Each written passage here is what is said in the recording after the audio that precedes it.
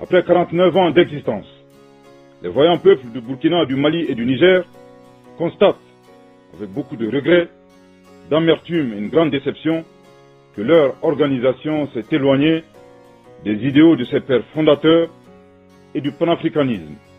En outre, la CEDEAO, c'est l'influence de puissances étrangères. Trahissant ses principes fondateurs, est devenue une menace pour ses États membres et ses populations dont elle est censée assurer le bonheur. En effet, l'organisation n'a pas apporté assistance à nos États dans le cadre de notre lutte existentielle contre le terrorisme et l'insécurité. Pire, lorsque ces États ont décidé de prendre leur destin en main, elle a adopté une posture irrationnelle et inacceptable en imposant des sanctions illégitimes, illégales, inhumaines et irresponsables en violation de ses propres textes.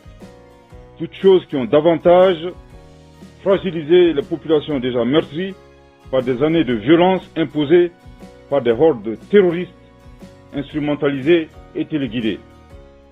Face à cette situation qui perdure, leurs excellences le capitaine Ibrahim Traoré, le colonel Assimi Goïta et le général de brigade Abdourahmane Tchani, respectivement chef d'État du Burkina Faso, de la République du Mali et de la République du Niger, prenant toutes leurs responsabilités devant l'histoire et répondant aux attentes, préoccupations et aspirations de leur population, décident en toute souveraineté du retrait sans délai du Burkina Faso, du Mali et du Niger de la communauté économique des États de l'Afrique de l'Ouest.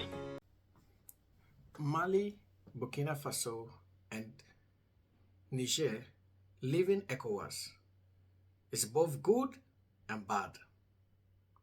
First of all, let me start with the good reasons. These three countries leaving ECOWAS is a good idea and it's a good thing for both all countries.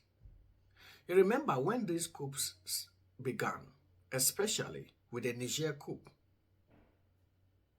the current chairman of the ECOWAS, President Bola Tinubu of Nigeria, led the imposition of sanctions on Niger. And even to the extent that the Economic Community of West African States, ECOWAS, severe sanctions on Niger and even considered military intervention. A step that Ghana, as one of the big countries in ECOWAS, also stood by, which really disappointed some of us. However, must African countries impose sanctions on each other? Or must an African country think of military intervention as an option when it comes to coup d'etats? It is true that coup d'etats are not good or healthy for democracy on the continent, especially when most countries are still young in democracy. Countries like Niger, Burkina Faso, and Mali for that matter. So you see, when you impose sanctions, when you threaten these countries with military intervention, then you automatically breach the trust. And I believe leaders of these three countries felt betrayed. I believe leaders of this country felt that the ECOWAS had let them down. So it is time for them to leave ECOWAS. So these countries feel that this action is for their best interest. And that is why when the withdrawal announcement came, there were celebrations across Mali, Burkina Faso, and Niger, as some would call it, Niger. This withdrawal from ECOWAS will also serve to the advantage of these countries because, one, among ECOWAS countries, though we are one people, Black Africans, we do not speak one language, we do not have one currency, we do not have economic integration. The purpose of ECOWAS was for the integration of the West African economies, the countries in West Africa, the economic community of West African state, economic. So it was for the integration of these countries, the economies. However, since the inception of ECOWAS in 1975 by the Lagos Treaty, the economic community of West African states has not had a full integration of economies. Ghana spent the cedi, Nigeria have the naira. All francophone West African countries use the CFA franc, with the exception of Ghana, Nigeria, Gambia, Sierra Leone, Liberia. These 5 African countries use different currencies. The rest of the 11 West African countries transact business with the CFA franc. So automatically these countries never had any form of economic integration, and it didn't help most of these countries. So they felt that moving out of this treaty or the economic community of West African states, ECOWAS, would benefit their countries. These countries also feel that moving out of ECOWAS, they are going to step out of the shadows of the Western powers. You know, France had a military base in these countries. In the name of fighting terrorism, we had France and the Allies, Canada, US, in the Sahelian region, helping to combat all manner of smuggling and human trafficking and all forms of terrorism in the Sahelian region. Even to the extent that the European Union also had its massive presence, because these countries have massive deposit of mineral resources. But these countries never felt the impact of these resources in their lives, their daily lives. So these military leaders felt that moving out of ECOWAS, and moving out, it means that they are moving out of the shadows of the West, and they have the autonomy to transact their own business the way they want it. And as an outsider, you can't do but to sympathize with them. And as a Burkinabe, as a Nigerian, or as a Malian, you feel ecstatic about some of these bold steps, especially when the French military has been chased out of these countries. They've cut all ties with the French. You feel so excited.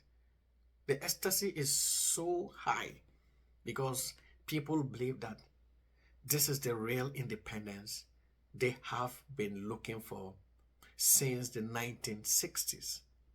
Also, these countries moving out of ECOWAS would serve them best because they no longer have to align themselves to any other form of agreement that they have to abide by. You know, these leaders moving out of ECOWAS, for instance, mean that the deadlines they set for ECOWAS to hand over power for democratic elections will no longer hold.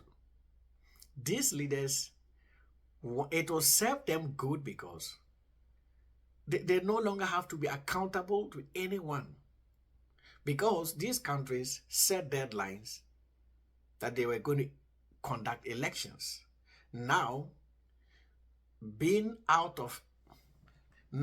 being part of ECOWAS means that they can do whatever they want, and they don't have to abide by any rules and regulations when it comes to elections. That being said, these countries also exiting ECOWAS would also hurt them. In as much as it would benefit them, it would also hurt them.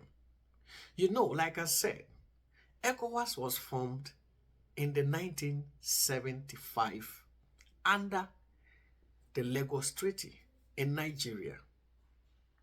Now, though there have been challenges with ECOWAS, though ECOWAS have not fulfilled full economic integration, these countries have benefited or gained a lot from the economic community of West African States, ECOWAS. And these countries, Mali, Niger, and Burkina Faso, will stand to lose more than ECOWAS will, because one, these three countries are landlocked countries. And what we mean by landlocked countries, they do not have a seaport.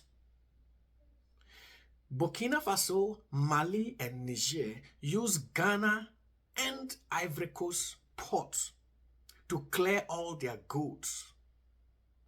I live in northern Ghana. Every vehicle that travel from Niger, Mali, or Burkina Faso through Ghana to clear only any goods, they pass through my town before they get to the Accra, the capital. And when they are going back, they pass through my town. So we see their vehicles every now and then. The vehicles can sometimes line up as many as long vehicles, as many as 10 clearing goods. Now, if you, because of ECOWAS, there have been free movement of goods and services. The ECOWAS is not as good as the European Union, yes, but it has given countries in West Africa that ability to move freely. They can clear their goods from Ghana, from Cote d'Ivoire or Ivory Coast at a lower cost, and they can move freely.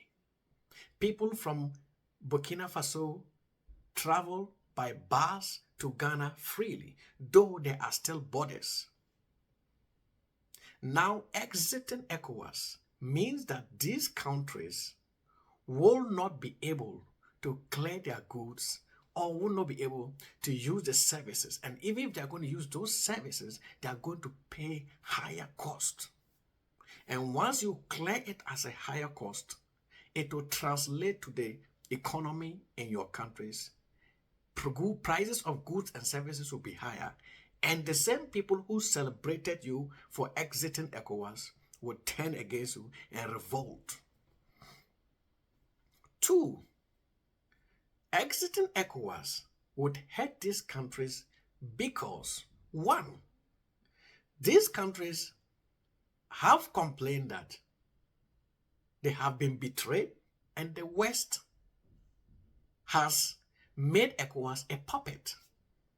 My question to Mali, Niger, and Burkina Faso is, aren't their leaders puppets to Russia?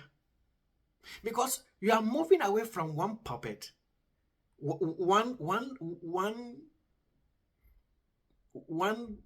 Western country that treats you as the ECOWAS you call as a puppet. But you are now puppets to Russia.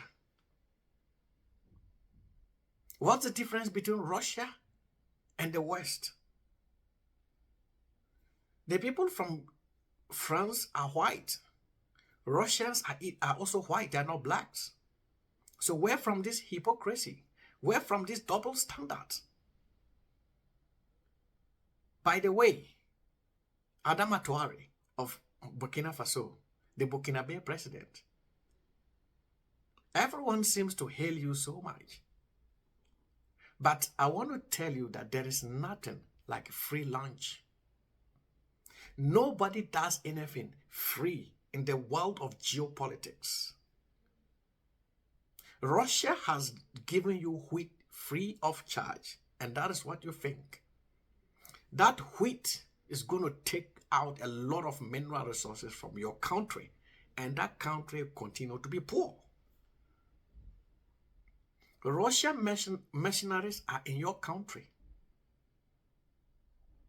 So, Russian mercenaries are in your country.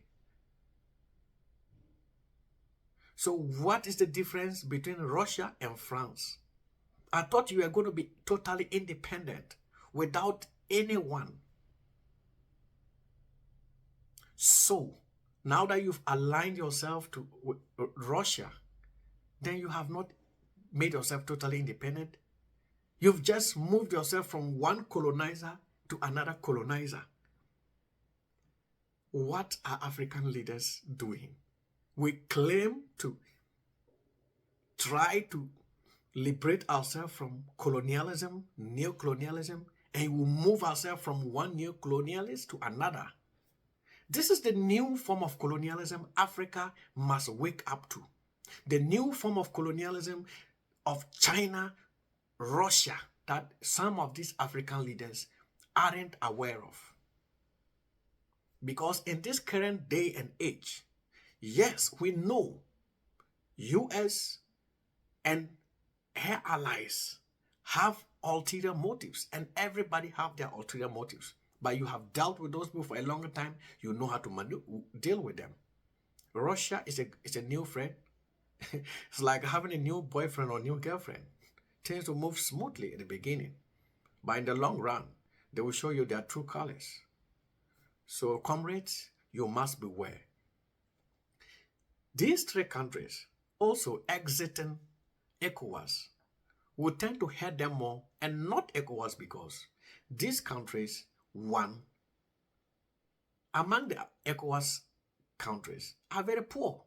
As a matter of fact, Niger is probably the poorest country in ECOWAS, though they have abundant natural resources. I have traveled to Burkina so many times because my hometown is just a stone throw from Burkina Faso. You stand in some part of my hometown, Paga, and you can see Burkina Faso. So that is how it is. The whole Sahelian region, it's relatively poor. And they need that form of economic integration more than ECOWAS need them.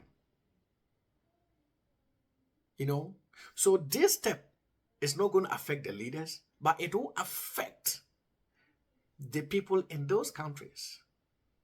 Burkina Faso trade with Ghana in terms of food product when it comes to tomatoes, a lot of foodstuffs, and that is made possible because of the free movement of people between these countries. Now, if you try to isolate yourself, you are putting these business women and men in a difficult situation. Some people complain that we say it's ECOWAS, but we still have borders. We have the borders because we still need them in place. We cannot just open our borders because we feel that we want to be one. No.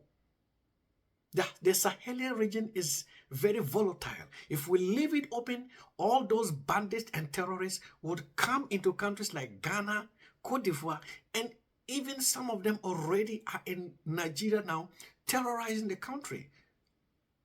Is that what we want? So the fact that we have ECOWAS doesn't mean that we should just open our borders for everyone. A typical example is the United States that has opened her borders to almost everyone. Now they have border crisis. They have a lot of people stuck at the borders. There are drug issues and so many other things. So these borders are there, though there is free movement and of goods and services, but these borders are there to control as a check and balance to make sure that the people coming into the country are the right people. So dear Mali, dear Burkina Faso, dear Niger, as some will call you Niger, but in Africa, we love you Nigerians. It is going to affect these countries because in Niger, people do not know, Niger has the youngest population in the whole world. About 50% of their population is in the teen age. And Niger has a very high uneducated population. The formal language of instruction is French, and they have other languages. Even those languages, the number of people who can even read and write in those languages is very low. Niger has the lowest rate of literacy in probably the whole world. And this is a country that has come under military leadership. If you sack you have driven the French out, now you are isolating yourself. What are you doing to the youth of your country? Dear Nigerians, you are celebrating today, but please wake up to the reality that we know Mohamed Bazoum and his predecessors have not managed the country well, but military leadership and isolation would not restore the country back to its glory, because a country with a young demography who have very high illiteracy rate will certainly crumble. It's just a matter of time that these countries will go on their knees and they will do the bidding of Russia, the Wagner Group, and to an extent, China and North Korea. A word to the wise, they say, is a not. Always beware. This is Mandela on Mandela Unveiled. Make sure to subscribe and make sure to watch my next videos.